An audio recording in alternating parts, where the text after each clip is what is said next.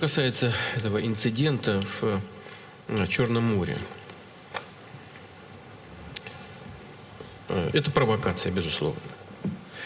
Провокация, которая организована действующей властью, думаю, что и президентом действующим, в преддверии президентских выборов на Украине в марте следующего года. Рейтинг действующего президента, по-моему, находится где-то на 5-й строчке. У него есть шансы не войти даже во второй тур, и поэтому нужно что-то делать, чтобы ситуацию обострить и создать непреодолимые препятствия для его конкурентов, прежде всего из оппозиции. Почему я так думаю и почему я уверен даже, что это именно так? Смотрите, произошел инцидент, сейчас я об этом скажу отдельно, инцидент в Черном море. Но это же такой пограничный инцидент, не более того. А что было в 2014 году, когда Крым решил присоединиться к России? Это же совсем другая история, масштабная. Или тяжелые события гражданской войны на Украине, на Юго-Востоке, в Донбассе, в Луганской области, с применением со стороны правительственных войск танков, тяжелой артиллерии, даже авиации. Война, по сути. И никакого военного положения не вводилось. А сейчас небольшой инцидент в Черном море и ввели военное положение в стране. Ну, явно в преддверии это делается президентских выборов.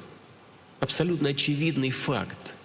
Теперь по поводу самого этого инцидента, или точнее провокации. А это точно провокация.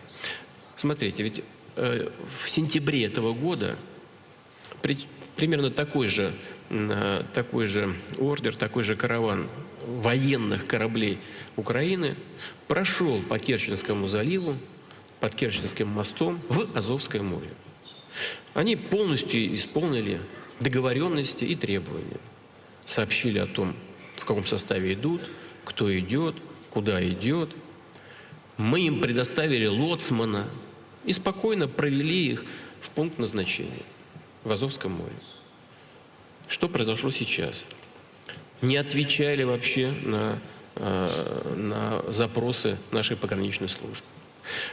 Вошли в наши территориальные воды. Обращаю ваше внимание, что вошли в наши территориальные воды, которые таковыми являлись даже до присоединения Крыма к Российской Федерации. То есть в том месте, где эти территориальные воды были всегда, именно как российские территориальные воды. Не отвечая на запросы наших пограничников, начали двигаться прямо к этому мосту. На предложение встать на стоянку не реагировали. На предложение взять лоцмана, даже после нарушения нашей государственной границы, им все равно предложили взять лоцмана. Молчание. Вообще никак не отвечают. А как должны действовать пограничники? Военные суда вторглись в территориальные воды Российской Федерации и не отвечают. Непонятно, что они собираются делать. Как они должны действовать? Если бы они действовали иначе, их всех нужно было бы отдать под суд. Они выполнили свой воинский долг, приказ. Да, собственно, они выполняли свои законные функции по защите территориальной целостности Российской Федерации. Я думаю, что и в вашей стране действовали бы точно так же. Это абсолютно очевидная вещь. Значит, более того, оказалось, что среди членов экипажа были 2 сотрудника Службы безопасности Украины, которые фактически и руководили этой спецоперацией. Ну, явный признак. И они признали, что они сотрудники Службы безопасности Украины. Явные признаки заготовленной заранее провокации, рассчитанные именно на то, чтобы после этого воспользоваться этим как предлогом для того, чтобы ввести военное положение в стране. Ничего общего с попытками урегулировать отношения между Россией и Украиной это не имеет. Это игра на обострение, это нечистоплотная игра внутри страны. с целью подавления своих политических противников. Только вот мне иногда, знаете, вот странно смотреть на, ну, собственно, я уже ко многому привык, но сегодняшние киевские власти, они с успехом продают антироссийские настроения. У них другого ничего уже не осталось, нечего продавать. Такое впечатление, что вот чего они не сделают, им все сходит с рук. Если они потребуют сегодня младенцев на завтрак, им, наверное, подадут и младенцев. А что же скажут? Они хотят кушать. С этим ничего не поделаешь. Но это очень близорукая политика. И она ни к чему хорошему не приведет. Потому что она расслабляет сегодняшнее украинское руководство. Расслабляет таким образом, что не побуждает их к нормальной и политической работе внутри страны, и к проведению нормальной экономической политики.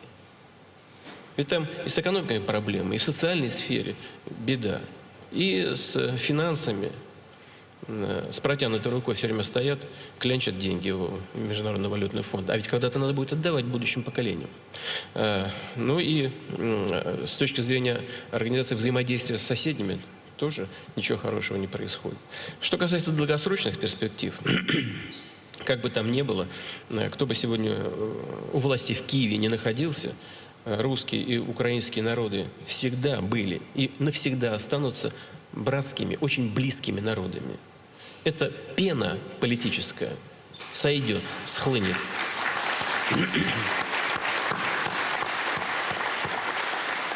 И украинский народ когда-нибудь даст оценку сегодняшнему руководству. Так же, как грузинский народ дал оценку деятельности Саакашвили.